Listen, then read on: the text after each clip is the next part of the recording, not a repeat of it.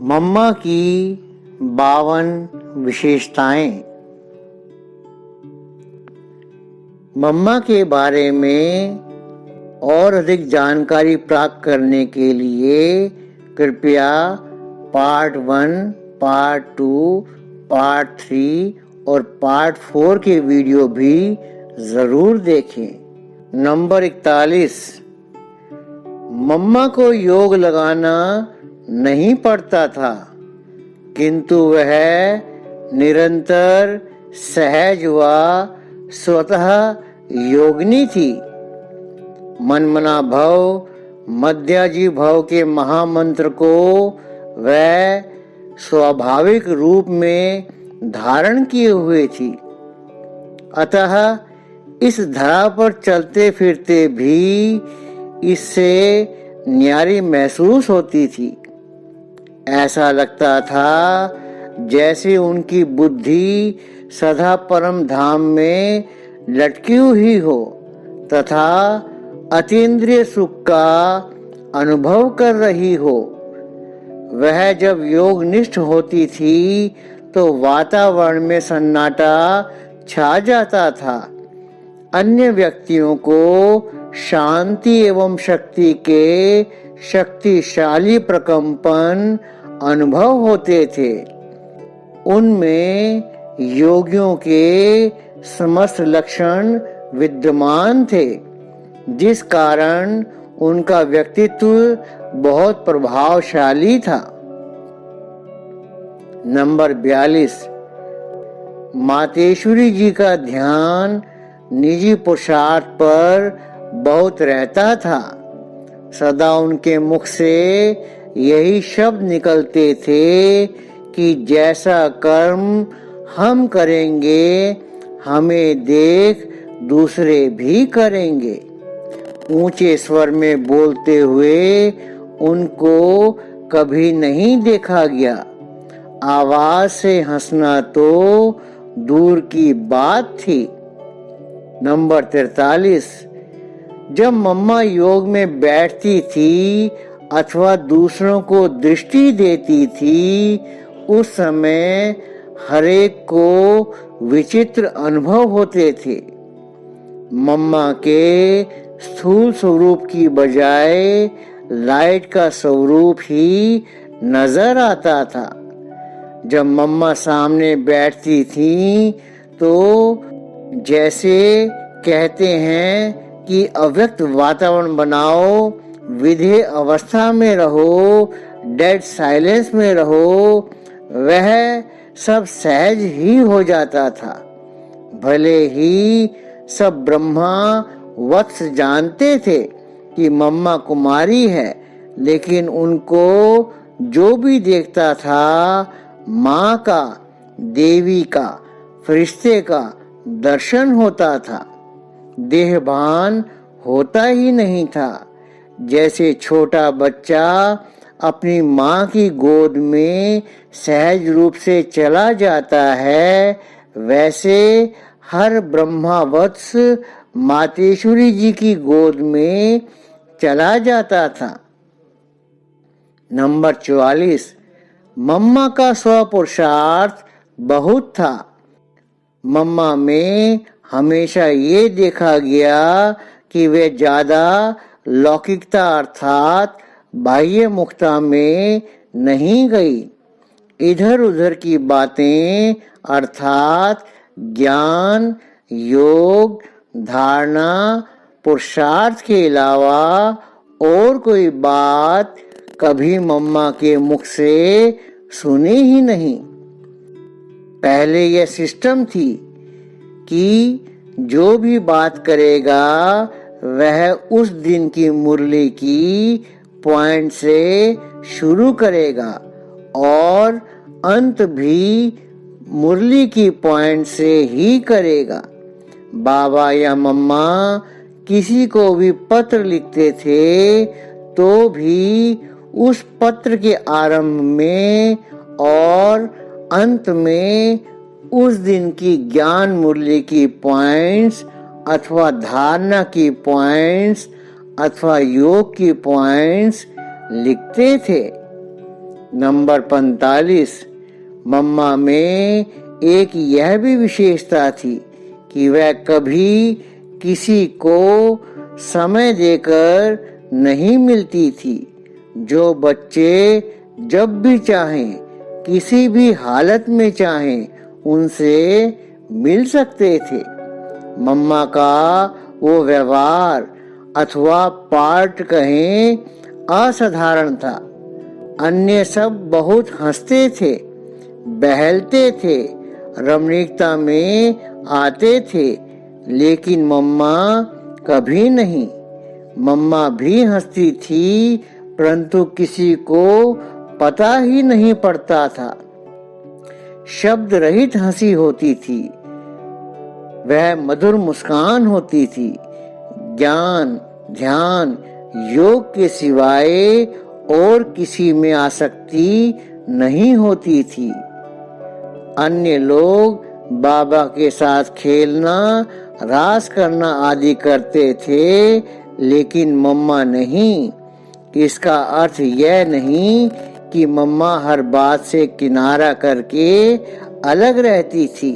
नहीं, मम्मा सब कार्यक्रम जैसे पिकनिक, घूमना फिरना, खेल पाल आदि में जाती थी, परंतु अपने पुरुषार्थ में मगन रहती थी। ये सब क्रियाकलाप साक्षी होकर देखती थी। इस प्रकार मम्मा का स्वपुरुषार्थ बहुत तीव्र था। मम्मा ने कभी अपना पुरुषार्थ ढीला नहीं छोड़ा। नंबर 46, मम्मा के देखने का ढंग ही विचित्र था।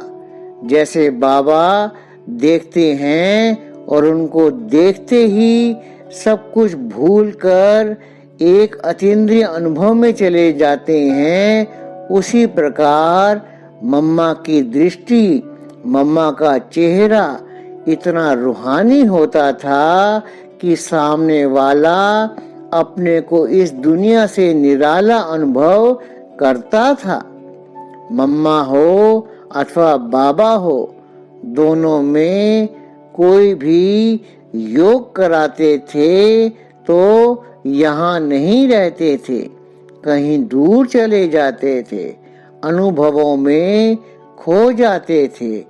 उस समय प्रैक्टिकल अनुभव होता था कि हम परम धाम में हैं। 4-5 घंटे तक भी सब और मम्मा बाबा एक ही मुद्रा में बैठे योगस्थ रहते थे। शरीर बिल्कुल टस से मस नहीं होता था। नंबर 47, जब भी मम्मा को देखते थे तो उनके चारों ओर सफेद लाइट ही लाइट दिखाई पड़ती थी। ऐसा लगता था कि मम्मा शरीर में नहीं है, ऊपर सफेद प्रकाश में रहती है, फरिश्ता नजर आती थी। मम्मा दिन रात बाबा को याद करती थी। कभी रात को उठकर दरवाजे के सुराख से देखते थे तो मम्मा कुर्सी पर बैठी नजर आती थी। कभी बालकनी में बैठ योग करती थी, कभी चांदनी में बैठ योग करती थी। योग से ही मम्मा इतनी महान बनी। मम्मा ने कभी अपनी तरफ इशारा नहीं किया।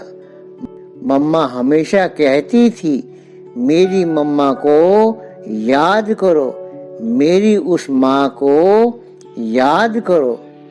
नंबर 48, चलते चलते मम्मा पूछती थी, बच्चे बाबा को कितना याद करते हो, बाबा से कितना प्यार करते हो। इस प्रकार ज्ञान की लोरी के साथ योग का भी ध्यान खिंचवाती थी। मम्मा जब दृष्टि देती थी तो उनकी आंखें इतनी चमकती थी जैसे कि उन आंखों से बाबा देख रहा हो। मम्मा की दृष्टि से उनका संपूर्ण स्वरूप दिखाई पड़ता था। मम्मा ऐसे लगती थी कि वे यहाँ की नहीं हैं, वे ऊपर से आई हैं। वे देहधारी नहीं लगती थी, सूक्ष्म शरीरधारी लगती थी। उनकी दृष्टि में इतनी ताकत थी कि जिसको भी वे देखती थी उसके विचार ही बदल जाते थे। नंबर 49। शिव बाबा हमेशा कहते थे कि बाबा नंबर 1 है, परंतु तुम्हारी माँ तो +1 में गई। मम्मा के चेहरे पर हमने कभी भी उदासी नहीं देखी। उनका सदैव मुस्कुराता हुआ चेहरा था। मम्मा का एक एक बोल सुख देने वाला था। मम्मा के दृढ़ता भरे बोल सदैव औरों को भी दृढ़ संकल्पधारी बनाते थे। मम्मा की दृष्टि पाते ही कईयों को अशरीरीपन का अनुभव होता था। मम्मा की शीतल गोद जन्म जन्मांतर के विकारों की तपत बुझाने वाली होती थी। अनोखा अनुभव होता था। मम्मा बाबा को फॉलो करने में नंबर 1 थी, इसलिए बाबा की सारी दिनचर्या सवेरे से लेकर रात तक कैसे चलती थी उसको सुनकर फॉलो करते थे। नंबर 50। मातेश्वरी जी का यज्ञ से बहुत स्नेह था। वे कहा करती थी कि यज्ञ की कोई चीज बेकार नहीं जानी चाहिए। एक बार की बात है कि यज्ञवत्स गेहूं साफ करके बोरी में भर चुके थे। कुछ गेहूं इधर उधर बिखरे हुए थे। मातेश्वरी जी ने ध्यान दिलाते हुए बड़े ही स्नेह से कहा कि एक एक गेहूं का दाना एक एक मोहर के बराबर है। वे यज्ञ की एक एक चीज की कीमत जानती थी एवं बताती भी थी। वे कुशल प्रबंधक थी।